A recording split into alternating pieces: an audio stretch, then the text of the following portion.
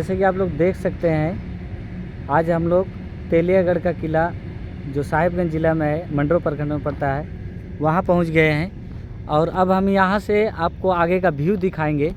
ये देखिए, तेलियागढ़ का जो किला है वो एक पहाड़ के बिल्कुल बगल में है और काफ़ी आसपास घना जंगल भी है और उसी के बीच एक छोटा सा रास्ता जाता है। अब हम लोग बस 2-4-10 सेकंड में ही उस रास्ता में पहुंच गए हैं और 10 सेकंड के अंदर ही हम लोग तेलियागढ़ के किला पर भी पहुंच जाएंगे। फाइनली हम लोग पहुंच गए हैं तेलियागढ़ का किला, जिसे हम लोग के इतिहास में पढ़ाया गया है। और ऐसा हम लोग समझ रहे थे कि जिस प्रकार एक किला जो होता है राजा का, जिस प्रकार हम लोग जैसे राजस्थान में देखते हैं, ग्वालियर का किला देखते हैं और भी बहुत सारा किला देखते हैं, तो बिल्कुल उसके उल्टा विपरीत ही है। ये देखिए, ये है तेलियागढ़ का किला जो आज एक खंडर में बदल गया है। और इसके सामने हम आपको ये जो है ये आपको दिखा रहे हैं। देखिए, बगल में इसका रेलवे लाइन बिछा हुआ है, जहाँ से Sahibganj to Bhagalpur railway line जाता है। ये देखिए, ये देखिए तेलियागढ़ का किला एक खंडहर में बदल गया है। ये जो तेलियागढ़ का किला है, इसका नाम एक तेली जमींदार ने रखा था, जो बनाया था वह एक तेली जमींदार था, जिसके कारण इसका नाम तेलियागढ़ का किला पड़ा। यह मौर्य काल से भी पुराना इतिहास है और इसका जिक्र मेगास्थनीज ने भी अपने कई सारे किताबों में किया है। लेकिन आज जो ये है एक बहुत ही खंडर में बदल गया है। ये देखिए तेलियागढ़ का किला।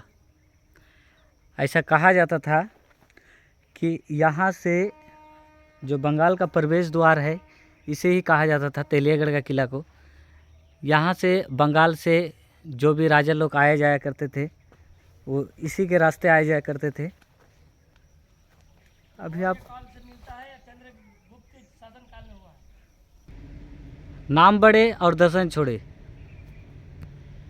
ये देखिए, तेलियागढ़ का किला एक खंडर बन गया है।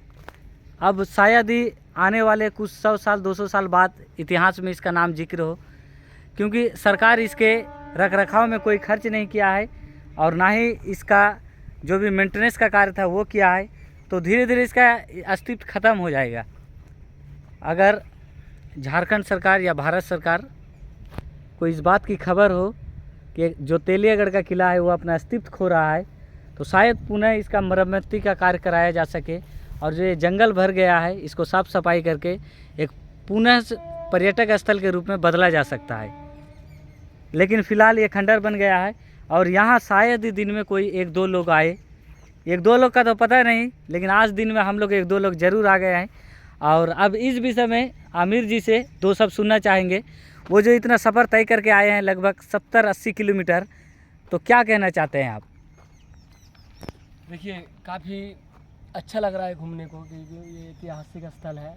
और मैंने जहाँ तक पढ़ा है इनके बारे में कि ये मौर्य काल से मिलता है और चंद्रगुप्त के शासनकाल में ये बंगाल का प्रवेश द्वार हुआ करता था। लेकिन आज हमारे झारखंड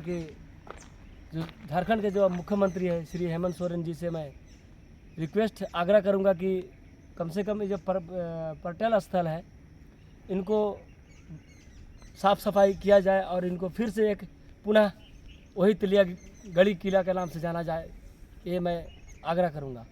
तो देखिए, हम सभी चाहते हैं कि जो तेलियागढ़ का किला जो अपने पुराने इतिहास के नाम से जाना जाता था, उसे फिर से ये देखिए, आप समझ सकते हैं कि ये तेलियागढ़ का किला है।